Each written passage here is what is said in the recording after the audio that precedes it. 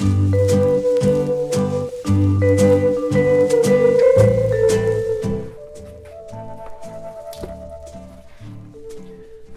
Internet, this is Olin from What I'm Listening To, here once again with another edition of Quickies. So the first CD I have for you today, I have Common's classic album, B. Now this is one of those albums that's up there and considered one of the best albums ever made. And shamefully, I've yet to listen to it. One of the things that actually got me to want to check it out was this up-and-coming YouTube channel named Rough Criminal, and his whole shtick is he does 10-second album reviews, and I believe his review was every time he listens to this album he cries. So that was enough for me to really want to check it out. So I have it here, and it was only $1.99, which is nice. Come on. I actually have no idea what to expect. I can't even say that I've really heard anything by Common, but considering the hype, it must be good.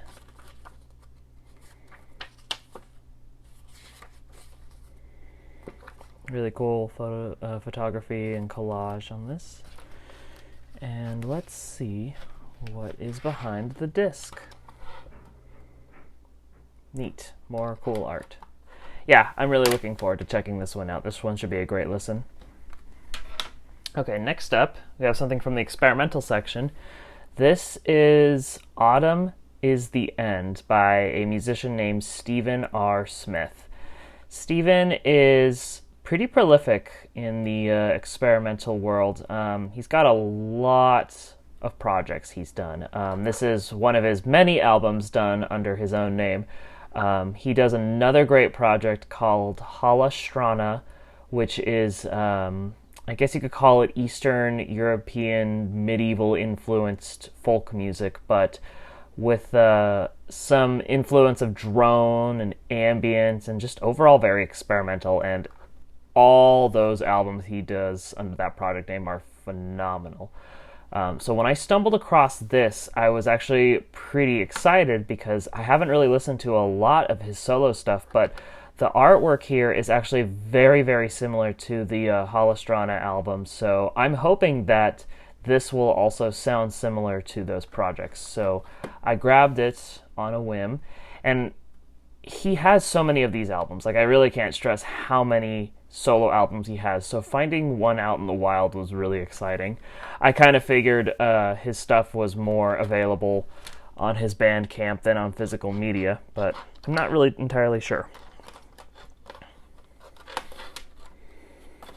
I want to see if he does the art or if the person who does the art is credited in the booklet, if I can get the booklet out. Let's see, there's the track listing.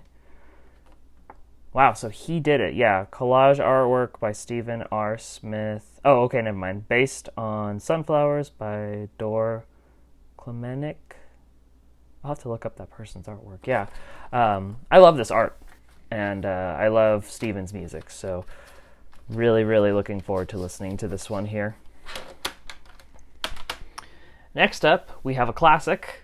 I have At the Drive-Ins, In Casino Out. I have this band's album, Relationship on Command. That is even more popular than this album, but this one is definitely up there in their discography. Shamefully, I have not really listened to this one as extensively. I have listened to it, and I remember being somewhat underwhelmed by it. I didn't hate it, but I didn't love it as much as I thought I would, but I stumbled across it out in the wild, and I thought, let's give it another chance. And yeah, I mean, don't really have much else to say about it. At the Drive-In's a great band. Classic post-hardcore. Let's see what we got in the art department here. Oh, what is this? Oh, looks like a mail order thing. Oh yeah, mail order for Fearless Records. It's probably very outdated. Looks like this is all just lyrics. In the back here is the liner notes. A lot of cool looking art.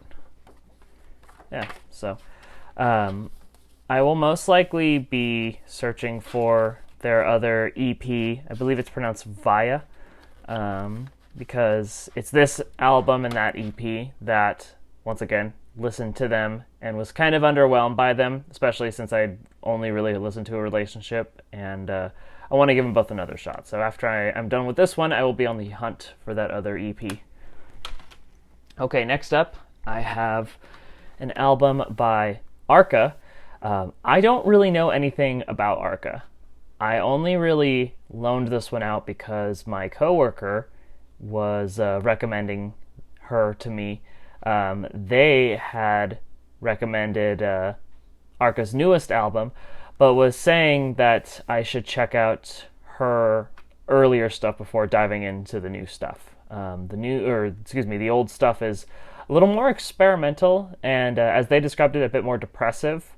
And the new stuff is different and good, but I should start from the beginning. So I grabbed this one. There's no title on it, but it is called Mutants. I had to look it up online. And this album art is just disgusting. I think it's clay, but it does kind of look like meat, and it's really, really gross, but intriguing nonetheless. Oh my gosh. Yeah, this is wild. Yeah, so I don't know what to expect. I hope that whatever is on here sounds like what this art looks like. And I can't even fathom what that might sound like, but this will be an experience nonetheless, and I'm looking forward to diving into Arca's work. Okay, and finally, the last CD I have here. This is Interpol's most recent effort, Marauder. I'm reading a book called Meet Me in the Bathroom, and it's a book that profiles bands from the early 2000s all the way to the beginning of the 2010s. And these are bands like The Strokes, the Yeah Yeah Yeahs, and Interpol.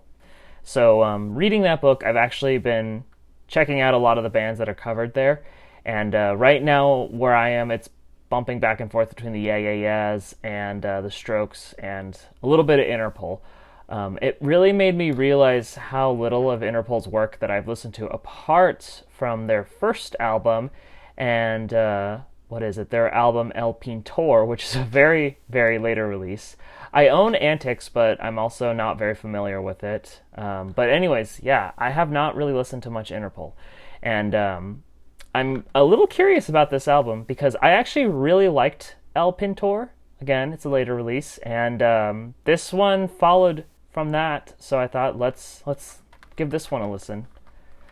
It's also a weird time in the band because they don't have their longtime bassist Carlos D anymore, so Paul Banks, who's the lead vocalist, takes on bass duty, so they're a trio on this one. But like I said, El Pintor was good, and they were a trio on that one, so I hope that this one will be just as good. I am once again struggling to get the booklet out. There we go. Looks like more lyrics.